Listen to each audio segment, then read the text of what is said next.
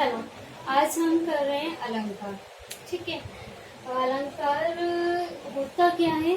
अलंकार अब किसी भी शब्द को शब्द में सुंदरता लाने के लिए ठीक उसी प्रकार जैसे हमारी जो मम्मी होती है, फीमेल होती है, वो बिना जेवर और ज्वेलरी के, बिना आभूषण के अच्छी नहीं लगती। ठीक है। उसी तरीके से ये शब्द अलंकार होते हैं हमारे शब्दों में यूज करने के लिए। इनके यूज से शब्द और भी अच्छे हो जाते हैं, उनकी खूबसूरती और बढ़ जाती है। ठीक उसी तरीके से जैसे किसी फीमेल की खूबसूरती बढ़ जाती है कुछ आभूषण पहनने पर। एक आप नॉर्मल बिना आभूषण पहनी हुई फीमेल को ले लो, एक आभूषण पहनी हुई फीमेल को लोगे तो दोनों में कंपैरिजन अलग से ही नजर आता है। वो ज्यादा सुंदर लगती है जिन्होंने आभूषण पहने हुए होते हैं, ज्वेलरी पहनी हुई होती है, कंपैरिजन अनदर फीमेल। ठीक है। अब हम बात करते हैं उससे रिलेट करके मैंने यहाँ को इसको मुझे बताना है आपको। ठीक है। सो अलंकार के बिना हमारे शब्द अधूरे होते हैं। अलंकार से ही हमारे शब्दों और हमारे जो हमारे वाक्य होते हैं, काव्य होते हैं, छंद होते हैं, ये सारे इनके बगैर अधूरे हैं। कवि या जो राइटर होते हैं वो इसका प्रयोग करते हैं। ठीक है। और आपको कहीं कहीं ये पढ़ने के लिए भी मिलेंगे, कहाँ कहाँ कैसे कैसे किस किस रूप में लगते हैं, वो भी हम बता पाएंगे इसको करने में। ठीक है। सो हमारी डेफिनेशन जो है, किसी भी वाक्य, काव्य, छंद, गद्यांश, पद्यांश में कवि इन अलंकारों का प्रयोग करते हैं और अपनी जो जितने भी इन्होंने कविताएं लिखी होती हैं, दोहे लिखे होते हैं, उनसे ये और ज़्यादा अच्छे हो जाते हैं।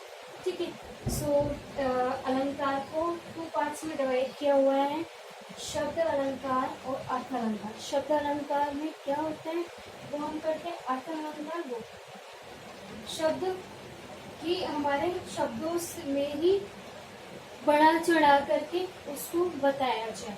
अर्थ होता है शब्द हमारे चाहे कुछ भी हो लेकिन उसका अर्थ है डिफरेंट हो, वो हमारे अर्थ अलंकार होंगे। ये शब्द और अर्थों की अलंकार अलग अलग है। जहाँ पर हमें शब्द को ब्यूटीफुल बनाना है वहाँ शब्द अलंकार का प्रयोग करते हैं, और जहाँ हमें अर्थ पर एम्फिसाइज करना है, जोर देना है उस पर, तो फिर हमारा अर्थ अलंकार होता है। सो उसके साथ हम शब्द अलंकार की बात करते हैं। शब्द अलंकार हम हमारे वर्ड, वाक्य, स्वर, इन सब से मिलकर के बनेंगे और इन्हीं के साथ में होते हैं। सो अब हम पढ़ते हैं अनुप्रास अलंकार। अनुप्रास अलंकार क्या होता है कि एक वर्ण या एक ही वर्ण कई बार रिपीट हो। जैसे सबसे पहले कनक कनक से 100 गुनी। ठीक है।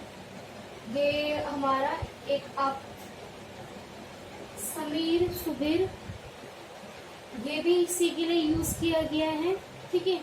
जो कि हमारे चैप्टर में भी आया था, 3 बार हमारा इसमें स यूज हुआ है, तो वो हमारा अनुप्रास अलंकार था, जो कि मैंने चैप्टर के बीच में भी आपको बताया हुआ है। सो अब कितने टाइप्स के होते हैं वो मैं बता रही हूँ। अब हम आते हैं यमक अलंकार के बारे में। यमक अलंकार एक शब्द 2 अर्थ बताते हैं। ठीक है। एक जैसे शब्द हमारा हो गया है कनक कनक के 100 गुने। एक कनक कनक के हमारे जो शब्द हैं दोनों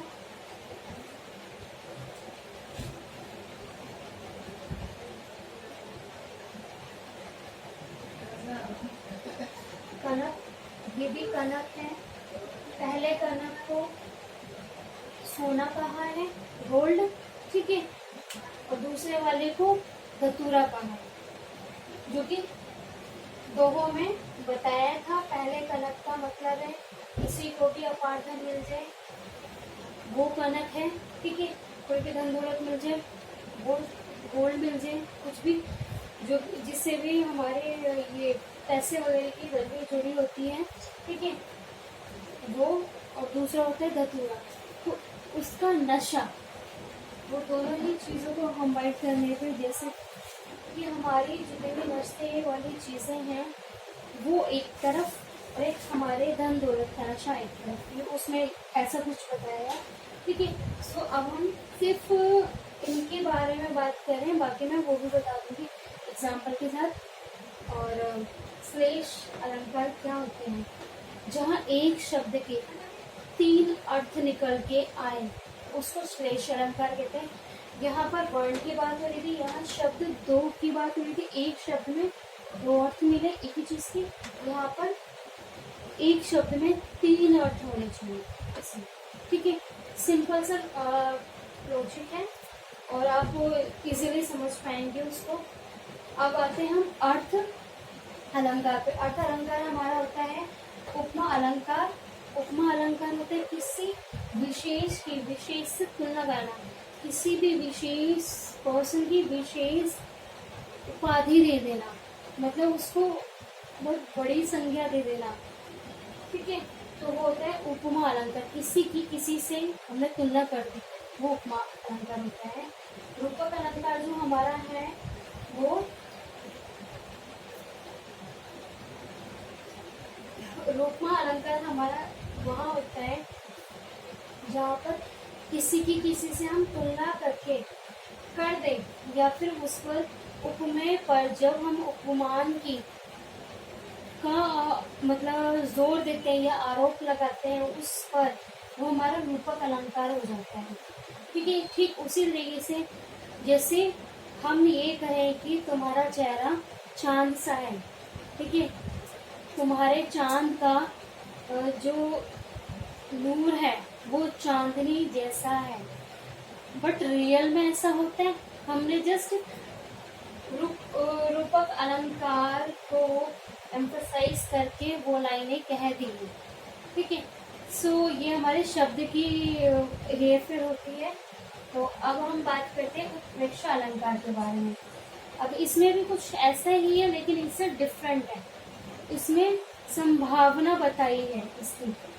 उत्प्रेक्षा अलंकार में मुख मानो चंद्रमा जैसा। अब उसमें पहले बोला था कि तुम्हारा चेहरा चांद सा है, अब उन्होंने बोल दिया कि मैंने मान लिया कि मुख मानो चंद्रमा जैसा। मेरा मानना है कि तुम्हारा चेहरा चांद जैसा या चंद्रमा जैसा है, वो मैंने माना है, बट एक्चुअल में वहाँ एम्फसाइज करके बोला था रूपक में। यहाँ पर उत्प्रेक्षा में मानो जैसा, इस तरह के शब्द अगर यूज होते हैं तो हमारा ये उत्प्रेक्षा अलंकार होता है। अब हम बात करते हैं अतिशोक्ति अलंकार के बारे में। अतिशोक्ति अलंकार हमारा जो होता है वो बड़ा चढ़ा करके कोई भी बात बोलना, वो होता है हमारा अतिशोक्ति अलंकार, ठीक है। और अब हमारा आता है मानवीय अलंकार। मानवीय अलंकार होता क्या है? मुख धोती शीतल जल से। अब हम ये बोल दें कि तुम अपना मुंह किससे धोते हो? शीतल जल से। शीतल जल इस टाइम पे कहाँ अवेलेबल है? सो ये शब्दों में हमने कहा है मुख धोती शीतल जल से, ये हमारा मानवीय अलंकार हो गया, ठीक है। उसका चेहरा इतना सुंदर है, मान कि मुख धोती चंद्रमा, मुख धोती शीतल जल से। शीतल ठंडे के लिए यूज होता है, सो शीतल अमृत के लिए भी होता है, अमृत जल के लिए। मानो अमृत जल से मुंह धोती हो, मुख धोती हो, ये उस चीज के लिए यूज किया, वो मानवीय अलंकार हो गया, ठीक है। उसकी जो सुंदरता के बारे में इसमें हमने एम्फसाइज किया है, ये हमारा मानवीय अलंकार हो गया। सो अब एग्जाम्पल मैं आपको बता दूंगी मैं कि कैसे कैसे कहाँ कौन कौन सी चीज़ लग रही है। जस्ट उसको देखने से ही हमें पता चल जाएगा, भले हम उसका अर्थ अभी लिखें या ना लिखें, सिर्फ देख करके हम बता सकते हैं इसमें अलंकार कहाँ कौन सा अलंकार यूज हो रहा है। Thank you.